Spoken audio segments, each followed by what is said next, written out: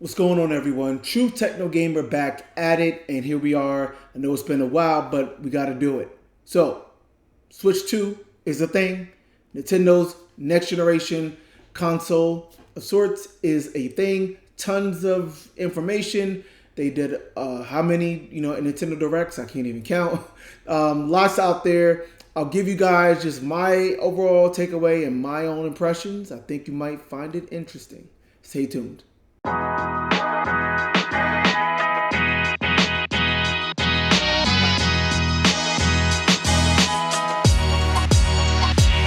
So let's get into it, man. Nintendo switched to one of the gaming industry's worst kept secrets of the last couple of years, actually. It's finally a thing. Pre-orders are supposed to start later this month in April. And it should be out summertime, right? I believe June 5th. So just in time for the summer. And yeah, I mean, we know pretty much everything there is to know. Now, Nintendo initially did their direct, right? And in the overall direct, that kind of went into detail with the system. They talked about a lot of things. They more talked about the feature set, but they didn't release and talk about much in the way of real technical specs at all. They didn't talk about teraflops and CPU this and gigahertz speeds, and like they didn't get to anything like that. Even memory, they talked about memory being faster, but we didn't get a RAM count or nothing like that. So now since then, of course, they have released, I guess, specs, but even then, it's kind of light on the details. But so I'm gonna be going into all of that, and in fact, I mean, if you really want to just get into like the specific tech specs, I mean, I'm not gonna just regurgitate it here. I'll put a link to like the official Nintendo, website that has a lot of this information in the video description down below. So check that out. I'll just kind of go over the highlights and then just kind of offer my impression. So the highlights. I mean, the system itself. What do we know? The actual, unit is larger. The screen itself is larger even than the, Switch 1 OLED version. The analog buttons are larger. They talked about like the top L and R buttons being larger. They made a number of just refinements. There's now magnetic connections to, the Joy-Con controllers. And there also is a new mouse mode. I'll get into more about that. But where you can take each Joy-Con and kind of slide it on a surface and kind of mimic a mouse, which they showed that can be used for several gameplay, several types of gameplay experiences, etc. And then the main other thing is that they talked about adding a new button on the actual unit itself. I believe it's the C button, which stands for like a chat. So it's like a Nintendo or Switch chat that allows you to connect to, I think up to four people who may be playing on a Switch. Basically, you can do like a party chat mode. You can see video, share video, kind of like a game sharing thing, and just talk to them while you're playing your game in the middle of your gameplay experiences. And then, of course, they talked about a lot of games. First party, we get a new Donkey Kong game, a new Mario Kart game called Mario Kart World, which is kind of like an open world Mario Kart game, which is pretty cool. They talked about basically like kind of upgraded versions of Switch 1 games. Included in that bunch is The Legend of Zelda, the two, Switch games on The Legend of Zelda, Breath of the Wild, and Tears of the Kingdom. So you'll get now enhanced versions of that. They a new Donkey Kong game, new Kirby game, a kind of upgraded Mario Party Jamboree game. We didn't hear about a new Mario game, a full 3D platform Mario game. We didn't hear about a brand new Zelda game as of yet. Metroid Prime 4, of course, was also shown off and as coming on the original Switch as well as Switch 2. And then there was a host of third-party games, which was pretty cool and interesting. Basically, they're saying like, look, now on this console, we have at least functional and feature parity with current gen consoles like PS5 and Xbox Series. So all of the games you know and love that you can play previously on those consoles and PC, well, now you can play on Switch too. So games like Cyberpunk, 2077, Final Fantasy VII Intergrade, um, Hogwarts Legacy, right? These types of games, right? A lot of the big tempo Hitman was on there, I think. So a lot of the big tempo third party games of the last couple years that missed out on Switch now will be on Switch too. Um, and then there was a new From Software game that everyone was kind of affectionately looking at as like the next Bloodborne, or kind of like a Bloodborne 2 type game. It appears to be multiplayer only though, which is kind of a interesting twist to that. But it's a From Software exclusive title for the Switch 2. And that's another thing. They did talk about actual exclusive titles. They're not releasing games on other consoles. They're not releasing games on PC still, or mobile, or anything like that as of yet. So if you want to play Nintendo's catalog of games, you need to get a Switch 2. That's the message here. In terms of more technical specs, I mean, they didn't go into details. We know it's a processor powered by NVIDIA. They did mention later on in their written blog or written, web page that it does have DLSS support, but they didn't go into any details of what kind of DLSS and what to expect there. Is it just Super Res? Is it frame gen? Is it, ray reconstruction? Is it DLSS 2, 3, 4? We don't know, right? But it does have some capability of DLSS. The screen is an LCD screen. It's not an OLED screen, and that was a deliberate choice.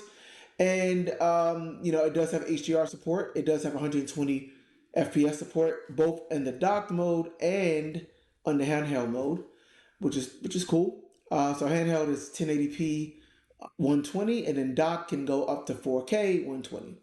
So again, roughly, feature parity with current gen consoles, right, in PC. And yeah, they showed some games like Metroid Prime 4 running on Switch 2 apparently at 4K or something close to it, and having a performance like mode to push up to a performance like mode, a performance like mode to push up to 120 hertz. So okay, all of that is cool. Again, I'll let you, if you haven't already, indulge in all of like the details, specifications, or whatever. So here it is, guys. First of all, my overall impressions is that um, it seems cool for sure. If you love the Switch, I think you'll love the Switch too. It doesn't really feel to me like a full-on next generation Nintendo. Everything about it seems very evolutionary, which seems to be kind of more of the trend nowadays anyway for a lot of things.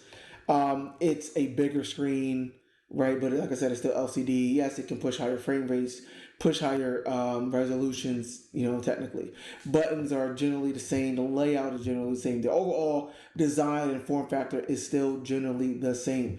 A lot of the content they showed was, hey, here's an upgraded version of this game that already existed, or this game you played before, either on the Switch, on another console, third party game, or some earlier version, like the Kirby game was kind of like, that older Kirby from, I think, the GameCube days.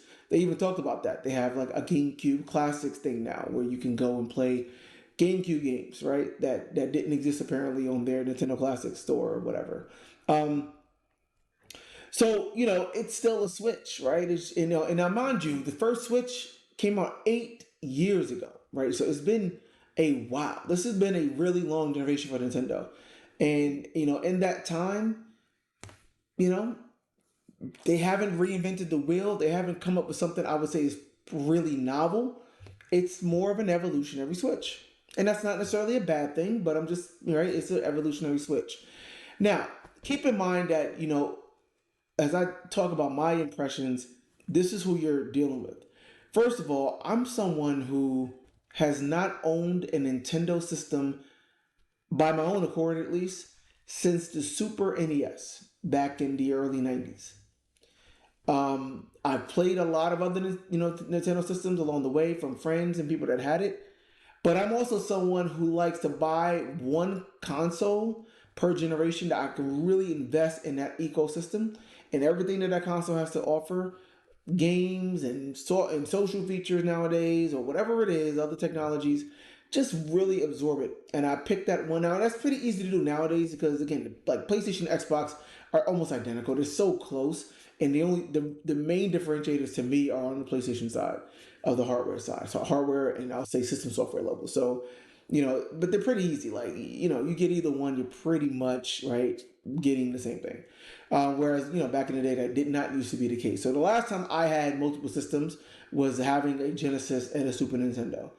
Um, and that was again, how you can imagine how long ago that was. Um, it's been a while, right? It's been a while for me. And am I gonna go and get a Switch 2 and replace my PlayStation 5 Pro? No. No, right? Like, right, it's not gonna take me away from that in that regard. Um, but that's also one thing about me. The other thing about me is I'm not someone who just has been big on handheld gaming systems for whatever reason. I don't fully know. The only gaming handheld system I ever owned was the original Game Boy. I was a kid. Someone in my family bought it for me as like a Christmas gift or birthday gift or something. I had it for a few months, and then someone stole it at my school, and I never, replaced it. Original Game Boy had Tetris, I had Mario, had I think like maybe just a handful of games, and then that was it. Right, I lost it, and I just never felt the need to get a handheld game. It's just not what I usually look for from my gaming experiences. I'm all about the immersion. I want to get big screen, big audio experience, and just kind of get lost in the game. And I don't feel like I can get that from the handhelds.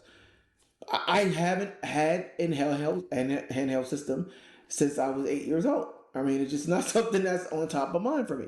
Yeah, and that's not exclusive to Nintendo. Like, I wasn't really moved by any handheld. The Neo Geo Pocket to the PlayStation Vita and the PSP, to the Steam Deck now, right? Or none of those things have ever moved me. Seriously, I just never thought to consider. And people say, "Oh, it's so great!" Like even like the PlayStation Portal, people are making a fuss over that. I'm just like, you're streaming the same games from your TV, okay, to the smaller thing that could have some lag. It's not going to have the same level of quality necessarily. Okay, not compelling to me. It was just, oh my god, but you can play it in your hands on the go. It's like, why? I don't get why that's such a thing. People say, well, when you're traveling and whatever, because the portal again, I'm like, you're streaming in your house. Like, yeah, I can lay down in my bed and play the game, but why would I do? I don't know. But traveling, whatever. I never was someone that traveled a lot. And usually when I'm traveling, I'm driving, so I can't be playing games. But yeah, when I do take the plane or whatever, I can wait, bro. I can wait, right? Like people say, oh, you getting this trip. Like I've done that. I'll take a week long work trip or something. It's like I can wait, right? I'll get back and I'll be able to play my game. Like it's, I don't know, man. Like I've just always found it funny and interesting. Like it's just not a huge deal to me. Context, right? So I haven't really been, much of a Nintendo system owner for a long, long time, and I'm not someone who's been on handheld. So, again, they haven't moved me. So I looked at this and said, okay, is there anything here about the Switch 2 that's like, wow, this moves me to even consider it? I know Switch 2 is obviously, a can hook up to a TV, can be a full-on console as well. And I mean, for me, the answer is no, because the Switch One didn't move me. And like I said, the Switch Two is very much to me, seemingly an evolution of the Switch One. Again, a lot of the third-party games are games that I already can play on PC or PlayStation if I wanted to. Arguably an even better, a better experience. And I don't know, right? It's right. This is the way to get Nintendo's games. And this is to me what Nintendo, claim to fame is, what they've always been about. You're not going to get the kind of quality and just the general experience that you can get from Nintendo games anywhere else. So, and I still buy that, right? You know, I I think that Nintendo is still the best game software developer in the industry, and their games are something to behold. Again, I have played at least played a number of them over the years. I still got my Mario in and whatever.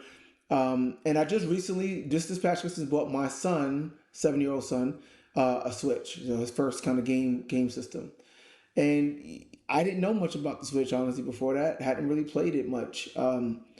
And again, I see it for what it is. It is what it is, right? But it's not something that is going to has moved me, and I haven't seen much about the Switch 2 that moves me.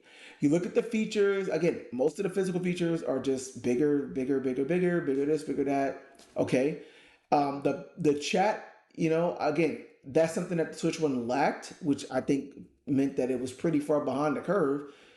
Because frankly, I mean, chat, are we really party chat? We've been having that now for what, like well over a decade, on console, definitely on PC, video, audio, chat, cross game chat, whatever, right? The 360 had that, right? So, it's not, oh my God, just chat thing on the Switch is cool. Yes, you could be on the go and be playing with people on the go and interact with your people. That to me is a core feature that they should have had. I think they realize that, which is why they're adding it now.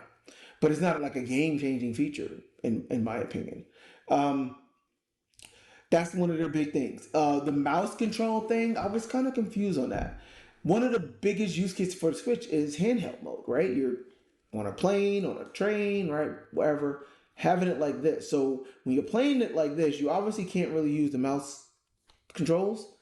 So it's like those type of games require you to be in tabletop mode, what they call tabletop mode. You need to have a desk or a table that you can actually, be doing this stuff.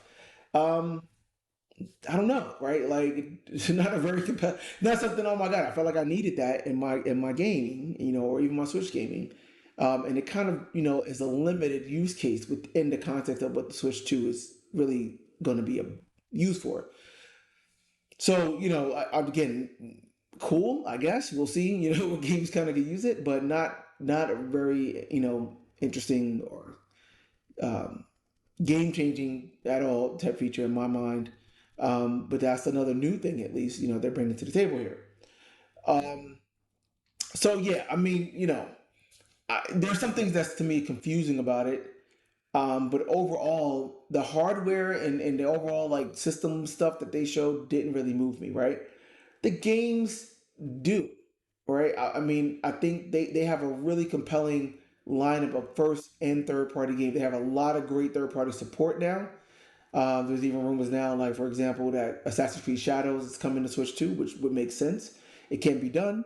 It obviously won't be quite at what the PC level is and what the PS5 and Xbox Series level is, but the whole experience can absolutely be there. So that'll be cool, right? You will be able to get a lot more parity for a lot of these current gen games on the third party side, which is cool. And the first party games are going to be the first party games, and which is to say they're going to be awesome and some of the industry's best stuff, right? No question. So for the games, and you just want to be able to play Nintendo games because most of them are exclusive to that, exclusive, true exclusive, which other companies have completely forgot about now. Nintendo's the only one maintaining that. That's the way to get it. The way to get them is to get the Switch 2. Um, I feel like in some ways Nintendo has been trying to get away with highway robbery. That was one thing I noticed when I got the Switch for my son. The original Switch, okay, which was still $300. Of course, the Switch OLED is still $350 for the original Switch. That's 8 years old. This is like $50 less. This is basically the price of a Series S. $50 less than a PS5 digital. Um, no, right? I mean, like no. Um, in the game there were like some old games that were still $60, $70, or $60, and it was just like why? Like what? Like, and then of course the lack of memory that it came with, and I was completely surprised with that. Like I literally tried to download two games when I opened it up for my son, and I couldn't. The second game couldn't fit because the memory was full. And I was like, what the? So you gotta get the SD card, and it was like, okay, what are they doing? Like it's just weird. So I'm not a fan of that kind of stuff with Nintendo. I think they feel like they can. They're still selling, right? And again, they're the only game in town in a lot of ways for what they offer. So be it. But yeah, I mean, look, don't get me wrong. I am not. I know it probably sounds like I'm really down on it. I'm talking about my personal feedback, my personal impressions for things that move me personally as a gamer.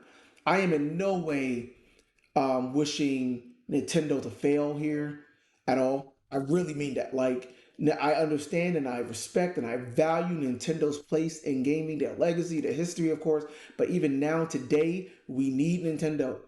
I still like exclusive games. I still like, a company that can really push the state of the art and push innovation and novelty in games just through software and design, not through hardware where, we're just seeing transistors get, larger of anything, and frame rates go up, and FPS goes up, and AI, you know actual gameplay innovation.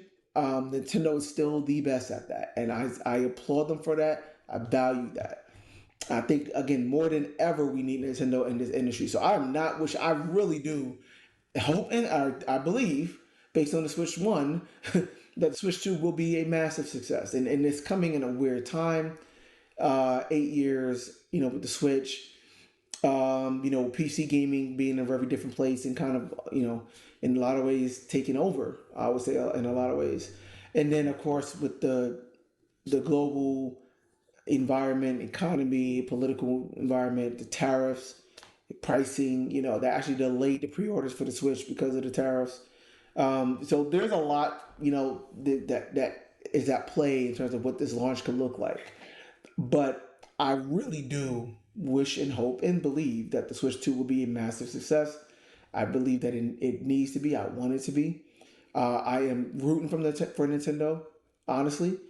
And I mean that from the bottom of my heart, truthfully. But for me personally, and my taste in gaming, it still doesn't move me. It's not terribly compelling for my interests and what I want to get out of gaming.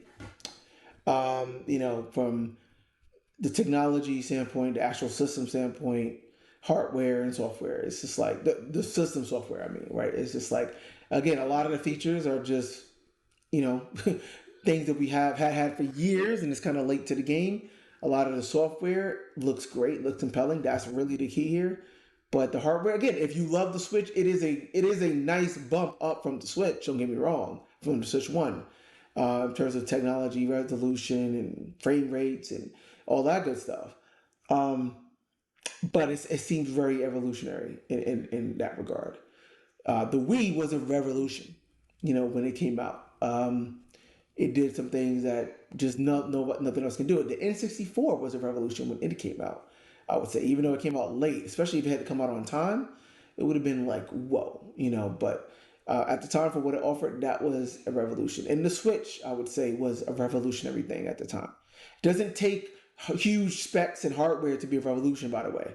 The Wii was a revolution, even though it used old dated hardware even at launch, right? Because it brought new novel ways to play that we could not do before. That's what I mean. The Switch 2 doesn't do that, right? The Switch 2 is not doing anything in that regard over the Switch 1. Is very much the same, just an evolution. So that's my feeling. Yes, my personal sentiment is somewhat lukewarm. I'm just kind of like, okay, 8 years though. I thought it might have been a little bit more, but okay. Again, cool games coming. First and third party support looks great. You know, I look forward to, being able to try out some of the stuff. Mario Kart World looks awesome. The new Donkey Kong game looks interesting for sure. From Software game looks interesting as well, and lots of other third party games coming. I mean, right? Can't go wrong. We'll see. That's all for now. Let me know what your thoughts are. Am I just being a hater? Are you really hearing what I'm saying though? Does any of this resonate with you? Do you believe in a lot of the same things? Let me know, please, in the comments. I do read everything. I do try to reply. Please continue to like, subscribe to the channel if you have not done so already. Appreciate the support. Till next one, True Techno Gamer, signing off.